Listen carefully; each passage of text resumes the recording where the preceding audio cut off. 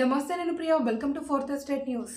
Fourth Estate News channel వీక్షకులందరికీ రాఖీ పౌర్ణమి శుభాకాంక్షలు. శనివారం ఉదయం 6 గంటలకు పారిశుద్ధ్య కార్మికులు తమ డిమాండ్ల సాధనలో భాగంగా నిరసన వ్యక్తం చేశారు. ఇంజనీరింగ్ కార్మికులు కనీస వేతనాలు ఇవ్వాలి అని డిమాండ్.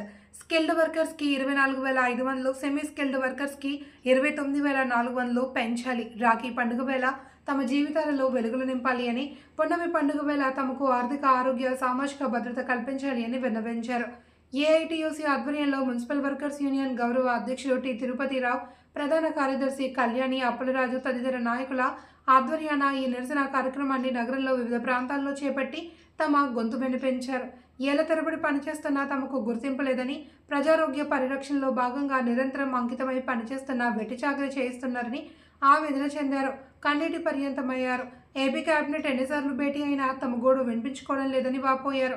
ఈ కార్యక్రమంలో మున్సిపల్ నాయకులు J Gurumurthy, N Parthasarathy, R Ganesh, A Mani, Gopi, Guruswamy, Suresh, Rasool, Ramachandra, Suryakala, A Lakshmi, K Saraswati, Seethamma, D Ramana, social media ప్రతినిధులు అరుగుల రమణ, కళ్యాణి, తిరుమలరావు పాల్గొన్నారు. వీరికి స్థానికుల నుండి కూడా మంచి మద్దతు వచ్చింది.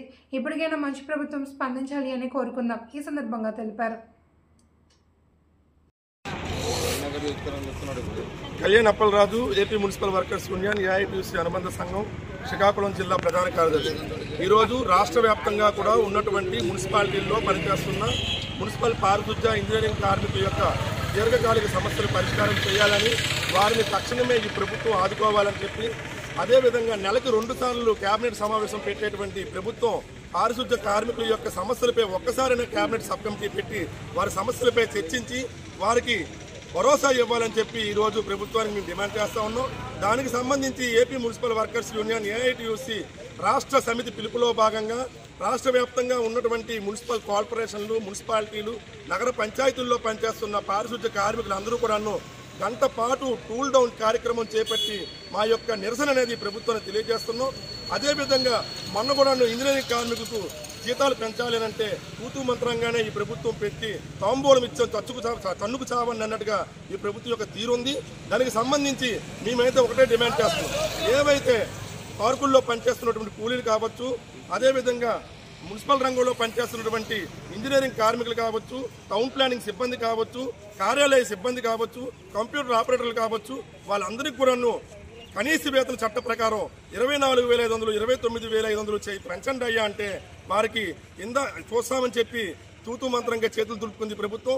అయినప్పుడు కూడా జూలై 1 నుంచి 15వ తారీఖు వరకు రాష్ట్ర వ్యాప్త ఆందోళన చేపడితే ఈ ప్రభుత్వం విజయవాడ నావిడి ఒడ్డున అక్రమ అరెస్టులు చేపట్టి మమ్మల్ని అరెస్టు చేసి కేసులు బనాయించింది. అయినా సరే మేము వెనకాడము. మా యొక్క న్యాయపరమైన సమస్యలు పరిశీలించేంత వరకు కూడా మా పోరాటాన్ని కొనసాగిస్తాం.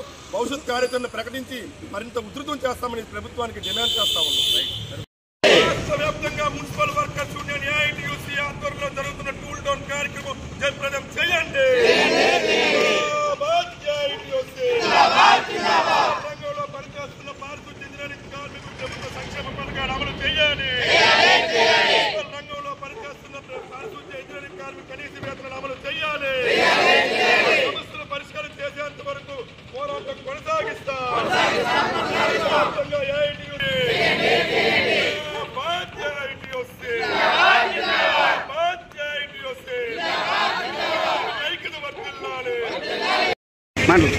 రాష్ట్ర వ్యాప్తంగా కూడా టూల్ డౌన్ సమ్మె కార్యక్రమాన్ని కొనసాగిస్తాను.